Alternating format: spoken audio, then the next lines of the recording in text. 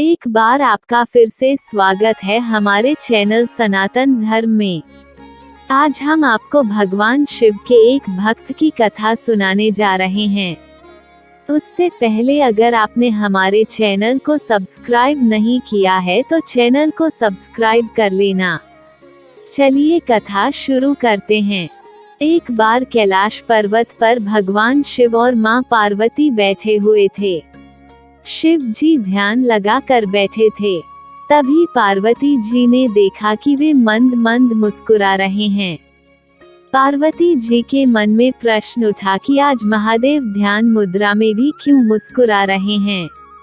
उन्होंने समाधि समाप्त होने पर भोले बाबा से पूछा, स्वामी मैंने आपको पहली बार समाधि में मुस्कुराते हुए देखा, इसका क्या कारण है।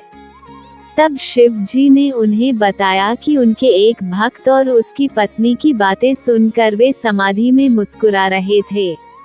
पूरी बात बताते हुए भगवान महादेव जी ने बताया कि मृत्युलोक में मेरा एक अनन्य भक्त है, जो मेरे ही एक मंदिर में पुजारी है और दिन रात मेरी सेवा में लगा रहता है। वो इसी मंदिर के पीछे छोटी सी कुटिया में अपनी पत्नी के साथ रहता है। इसकी पत्नी चाहती है कि उसके पास उसका खुद का घर हो और धन दौलत हो, जिससे वह सुख से अपना जीवन व्यतीत कर सके। परंतु पुजारी केवल और केवल मंदिर के चढ़ावे पर निर्भर है और मंदिर में आने वाली दान दक्षिणा से बड़ी मुश्किल से उसके घर का खर्च ही चल पाता है।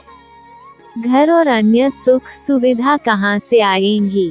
पर वह दिन रात मेरे से अपनी पत्नी का सपना पूरा करने का अनुग्रह करता रहता है। आज उसकी पत्नी ने उससे ऐसी बात कही जिसे सुनकर मैं मुस्कुराए बगैर नहीं रह सका। पार्वती जी ने पूछा, ऐसा क्या कहा उसकी पत्नी ने जो आपका ध्यान भंग हो गया। शिव जी ने बताया, उसकी पत्नी ने आज उसे ताना मारते हुए कहा कि जिन भोले शंकर की तुम दिन रात सेवा करते रहते हो और उनसे मेरे लिए घर मांगते रहते हो, उनके पास तो खुद घर नहीं है। वे तो खुद कैलाश पर्वत पर रहते हैं, तुम्हें कहां से घर देंगे। बस यही बात सुनकर मैं मुस्कुरा रहा था। इस पर पार्वती जी को बड़ा आश्चर्य हुआ। उन्होंने कहा, स्वामी यह बात सुनकर मुझे बहुत बुरा लगा। वह आपको ताना मार रही है और आप मुस्कुरा रहे हैं।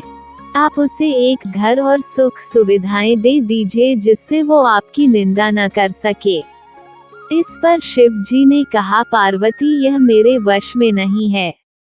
ये सभी प्राणी तो मृत्युलोक में रहते हैं, अपने पिछले जन्म के और साथ ही इस जन्म के कर्मों का फल भोग रहे हैं। और जैसे ही इनके कर्मों का फल इन्हें मिल जाता है, उन्हें सभी प्रकार के सुख मिलना शुरू हो जाते हैं और अंत में वे मुक्ति पा जाते हैं। इसलिए इसे मृत्युलोक कहा गया है। मनुष्य बार बार जन्म लेकर अपने कर्मों का हिसाब चुकाता है। ये कर्म भूमि है, बिना कर्म के गति नहीं है। आगे शिव जी ने कहा, ये ब्राह्मण पिछले जन्म में एक साहूकार था, जो कि लोगों की जमीन, उनके जेवर पशु आदि गिरवी रखकर उन्हें पैसे देता था और उनकी जमीन हड़प लेता था। और जो दूसरों के जेवर और ब्याज में पैसा मिलता था, उसका उपयोग यह उसकी पत्नी भी किया करती थी। इसी कारण आज इस जन्म में इसे घर नहीं मिल सकता और इसकी पत्नी जिसने उन वस्तुओं का उपयोग किया, वह भी इसके साथ यह कर्मफल भोग रही है। इस जन्म में यह मेरी सेवा कर रहा है, जिससे इसके कर्मों के फल में जो कष्ट मिलने थे, वे मेरी भक्ति के कारण इसे नहीं मिल रहे हैं। इसका जीवन शांति से कट रहा है, पर जब तक इसके कर्मों का हिसाब पूरा नहीं होता, इसे घर और अन्य सुविधाएं नहीं मिल सकती। यही विधि का विधान है। पार्वती जी ने कहा, ये तो ठीक है, पर उसकी पत्नी जो आपकी निंदा कर रही है, उसका क्या। तब शिव जी ने कहा, संसार में जैसे जैसे कलयुग का समय निकट आता जाएगा, मनुष्य भगवान की भक्ति करने के स्थान पर उनकी निंदा करने लगेगा। ये सृष्टि के आरंभ में ही लिखा जा चुका है। जो व्यक्ति इस कठिन समय में मेरी सेवा करता रहेगा उसको इस मृत्युलोक से मुक्ति मिल जाएगी। अगर आपको ये शिव जी की कथा अच्छी लगी हो तो हमारे चैनल को सब्सक्राइब कर लेना और कमेंट बॉक्स में हर हर महादेव जरूर लिखना।